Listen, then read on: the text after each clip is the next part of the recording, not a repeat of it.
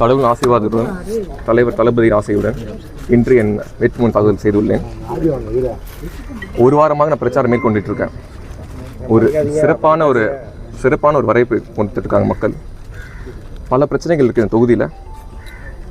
ஒரு பிரச்சனையாக மக்கள் தனித்தனி வார்டு போகும்போது எடுத்து சொல்லிட்டு இருக்காங்க.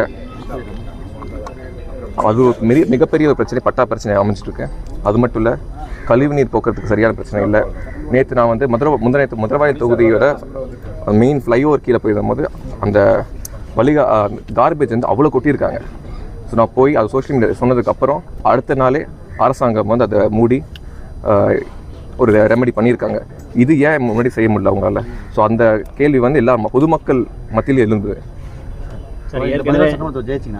முதல் முறையாக உங்களோட இந்த இடத்துல செய்ய வேண்டிய கடமை என்ன? பெண்கள் பாதுகாப்பு மிக மிக முக்கியம். ஏன்னா பல இடத்துல நான் போயிட்டுருக்கேன், பார்க்குறேன், லைட் இல்லை, ரோடு வசதி ரொம்ப மோசமாக இருக்குது. அதுதான் முதல் பணி. அடுத்து பட்டா, கழிவுநீர் சீசமைதல், அதெல்லாம் ஒரு 6 மாதம் 7 மாதம் ஆகும், பொறுமையாக தான் பண்ண முடியும். பட் அதெல்லாம் செஞ்சு கொடுப்போம். என்னோட 5 வருஷ காலத்தில் மதுரவாயில் ஒரு மாடல் தொகுதியாக மாற்றி இந்தியாவிலே ஒரு முதன்மை தொகுதியை மாற்றி காட்டுறேன். அதனால் சட்டமன்ற தொகுதியில் என்ன மக்களுக்கு தேவையான அடிப்படை வசதி இல்லைன்னு உங்களுக்கு கருத்தரை சொல்லியிருக்காங்களா? பொதுமக்கள் கேட்டிருக்காங்களா? பால்வடியோ இல்லை அன்னதான? பல இடத்துல தரமான அரசு மருத்துவமனை, பல வார்டில் தரமான அரசு மருத்துவமனை இல்லை. 3-4 கிலோமீட்டர் தாண்டி தான் போக வேண்டியது இருக்குது. ஒரு அவசரத்துக்கான எந்த ஒரு ஃபெசிலிட்டியுமே இங்கே இல்லாமல் பண்ணியிருக்காங்க. போனாலுமே நல்ல ப்ராப்பர் பஸ் ஃபெசிலிட்டி கிடையாது. ரோடு குண்டும் குழியுமாக இருக்குது. இப்படி இருக்கும்போது கர்ப்பிணி பெண்கள், முதியோர்கள்லாம் ஒரு எமர்ஜென்சினா போகிறதுக்கு ரொம்ப கஷ்டப்படுறாங்க. இப்போ 2 பேருமே ஸ்ட்ராங் கேண்டிடேட், அதிமுக திமுக. நீங்கள் அவங்களை எடுத்து எப்படி டப் கொடுப்பீங்கன்னு நினைக்கிறீங்க? உங்களுக்கு எப்படி இருக்கு? ஏற்கனவே முன்னாள் அமைச்சர், இப்போ 5 ஆண்டுகள் திமுக ஆண்டிருக்கு. இப்போ தாவேகாவுக்கு வாக்களிக்கணும்னா மக்களுக்கு என்ன? 2014 2021 அவர் ஆண்டார். அவர் ஆட்சி சரியில்லை தான் மக்கள் 21 அவரை தூக்கி எறிஞ்சு வேறு எம்எல்ஏ வந்திருக்காரு. இப்போ அவர் 5 வருஷமாக எந்த தொகுதியில் எந்த பகுதிக்கும் அவர் போகல. நான் போகிறவங்க சொல்கிறாங்க எங்கள் எம்எல்ஏங்களாம் வரவே இல்லைன்றாங்க. ஸோ 2 பேர் மேலே பெரிய அதிருப்தியில் இருக்காங்க. அது மட்டும் இல்லாமல் எங்கள் தலைவர் மேலே பெரிய ஒரு நம்பிக்கையில் இருக்காங்க. ஸோ அந்த நம்பிக்கை நாங்கள் பூர்த்தி செய்வோம். கண்டிப்பாக ஒரு மாற்றத்துக்காக மக்கள் ரெடியாக இருக்காங்க. கண்டிப்பாக ஒரு தொகுதியாக போயிட்டுருக்காரு. கண்டிப்பாக வருவார். வாக்கு சதவீதம் வெற்றி எப்படி இருக்குன்னு பார்க்குறீங்க?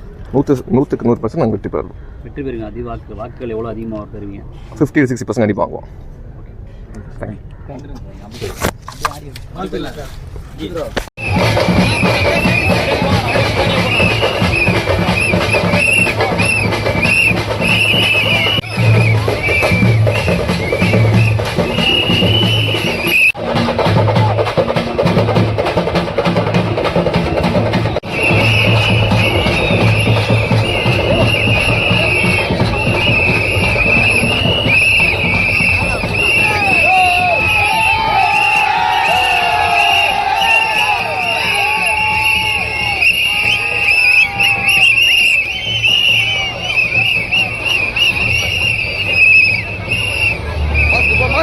போடலாம்.